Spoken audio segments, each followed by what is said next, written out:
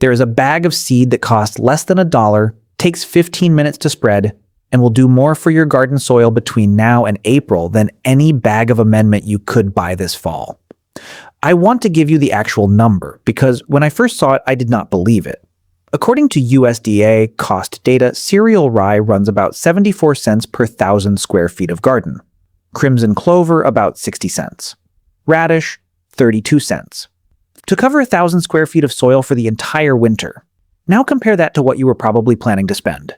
Bagged compost, bagged manure, soil conditioner, $200 of amendments hauled in the back of a car and spread by hand, most of which will not have broken down enough to do much by spring anyway. Meanwhile, there is a method that farmers have used for centuries where the soil improves itself, for free, while you are inside for the winter. And almost no American home gardener does it. That is what today is about. Cover crops.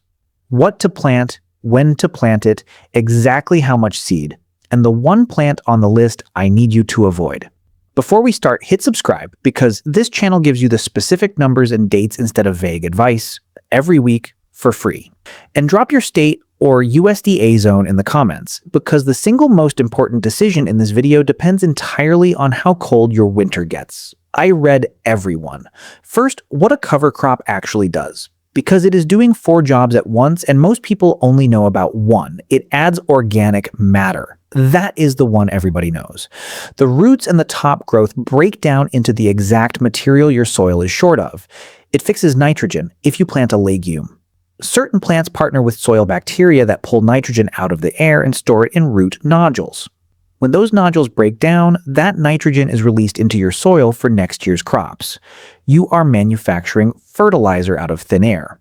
It prevents erosion. Bare soil over winter loses topsoil to every rainstorm. If you amended this fall and then left the ground bare, winter takes some of that work away with it. And it suppresses weeds. A living cover occupying the ground all winter is a cover that weed seeds cannot colonize in early spring. 4 benefits. Under $1. That is the entire pitch. Now the decision that changes everything, and this is where most cover crop advice fails people. You have to choose between a crop that winter kills and a crop that overwinters. Get this wrong, and you create a spring problem instead of solving one. A winter-killing cover crop grows through fall, gets knocked flat by hard frost, and dies on its own. Oats and field peas do this.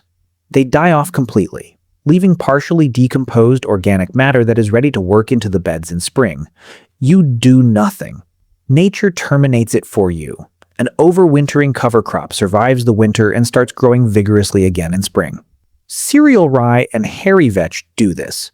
They produce far more biomass, but you have to kill them yourself before you plant, and you have to do it on time. So here's the rule. If you're in a cold zone, roughly zone 6 and colder, choose crops that winter kill naturally so you do not have to deal with removing them in spring. If you are in a warmer zone or you are confident about spring termination, the overwintering crops give you significantly more organic matter. That one decision made now determines how much work you do in April. Now the crops. First, cereal rye, also called winter rye. This is the workhorse and the most forgiving thing on the list. It germinates at temperatures as low as 34 degrees. 34. That means you can seed it far later than almost anything else and still get establishment. The Pennsylvania window is September through November 1st. And seeded early in that window, rye establishes quickly and tillers in fall, then stays vegetative until spring. Come spring, it has explosive growth and can reach 6 feet tall. Rate for a home garden about 2 pounds per 1,000 square feet. 2 warnings. Rye overwinters, so you are terminating it yourself in spring, and it grows fast when you are not watching. It does not take long for rye to go from 5 inches to 5 feet in perfect conditions. Cut it, or turn it in before it gets away from you. Second, oats. If you are in a cold zone and you want the easiest possible version of this, plant oats.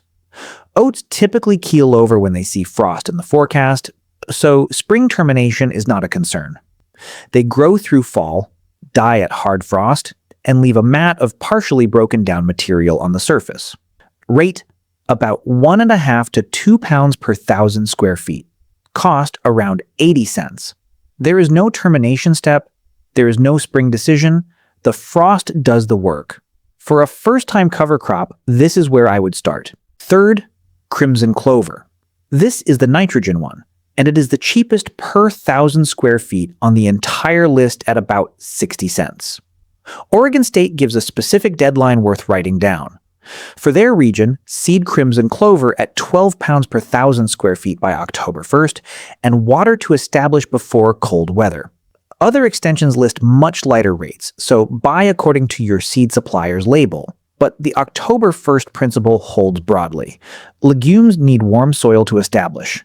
They are the least forgiving thing on this list about timing. One critical caveat: crimson clover does not overwinter well in poorly drained fields. If your garden has a spot that stays wet, do not put clover there. Fourth, hairy vetch. The biggest nitrogen producer and the one that rewards patience. Seed at about 1 pound per 1,000 square feet. Hairy vetch does not grow much in fall. It generally overwinters well and then starts growing with great vigor by late April. That is its whole personality. Quiet all winter, explosive in spring. Two things you must do with vetch and every legume. Inoculate the seed. If legumes have not been grown on your site before, buy seed pre-coated with inoculant, or buy the inoculant separately and coat it yourself. Without those bacteria, your nitrogen-fixing crop fixes no nitrogen at all. And plan the termination. Vetch needs to be killed before it goes to seed, or it becomes a weed problem. Fifth, field peas. Also sold as Austrian winter peas. A legume that winter kills in cold zones, which makes it the best of both worlds. Nitrogen fixation with no spring termination. Rate about 1.5 pounds per 1,000 square feet. Sixth, radish. Cheapest of everything at around 32 cents per 1,000 square feet, and it does a job none of the others do. The taproot drives straight down through compacted soil and then dies over winter, leaving a channel behind it. Biological tillage without a tiller. Now the one to avoid, and this surprises people because it is widely sold as a cover crop. Annual ryegrass. Purdue Extension recommends home gardeners avoid it, and the reason is specific. Due to its prolific seed production, dense root system, and ability to be herbicide resistant, annual ryegrass can become weedy and difficult to terminate. On a farm with equipment and spray programs, ryegrass is manageable. In a home garden with a shovel, it can become the problem you spend 2 seasons undoing. If a bagged mix at the garden center lists annual ryegrass, read the label carefully before you buy. If any of this is useful, hit the like button. It is one tap, and it puts this in front of the next gardener who is about to leave their beds bare all winter without knowing there was another option. Now, mixes. Because the best results usually come from 2 crops rather than 1. The classic pairing is rye with hairy vetch, and the logic is beautiful. Rye covers the soil in fall, while hairy vetch grows very slowly. Vetch does not compete with rye for nitrogen because it fixes its own. Then, in spring, rye provides a structure for the vetch to climb. One correction if you are mixing rye with anything. Rye tends to dominate other species. So reduce the rye seeding rate to 25 to 50% of the monoculture rate to give companion species a chance to establish. And one combination to avoid. Mixing rye with oats is not recommended because early established oats compete excessively with rye in fall, which can leave you with a thin rye stand in spring once the oats have winter killed. The other reliable pairing is oats with field peas, a grass and a legume, both winter killing, 0 spring work. If you are in a cold zone and you want the simplest possible version of all of this, that is the mix. Now, how to actually do it. Clear the bed, pull out the finished summer crops. You do not need to till, and you probably should not. Rake the surface lightly so you have loose soil for seed contact. Broadcast the seed by hand. Walking the bed in 2 directions so you get even coverage. Rake it in lightly, then water it. Seed needs soil contact and moisture to germinate. Home garden rates run about 1 to 5 ounces of seed per 100 square feet depending on species. When using a mix of more than 1 species, reduce each one according to its proportion in the mix.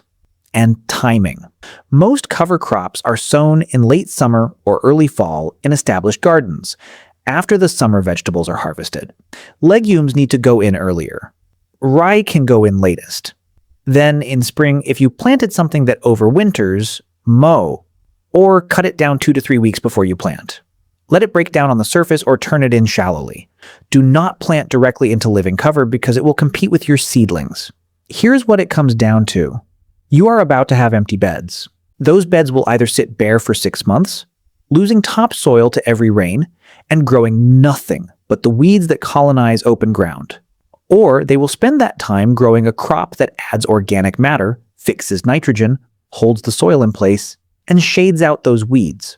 The difference in cost between those two outcomes is under $1 per 1,000 square feet, and about 15 minutes with a rake.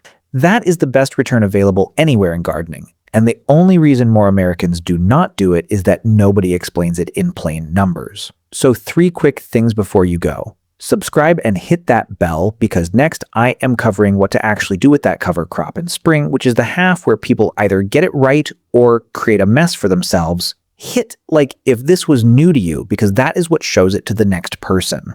And drop 2 things in the comments, your state or zone, and whether you are going with the winter killing route or the overwintering route. I read every comment and I answer as many as I can. Now go check your first frost date and get that seed down while the soil is still warm.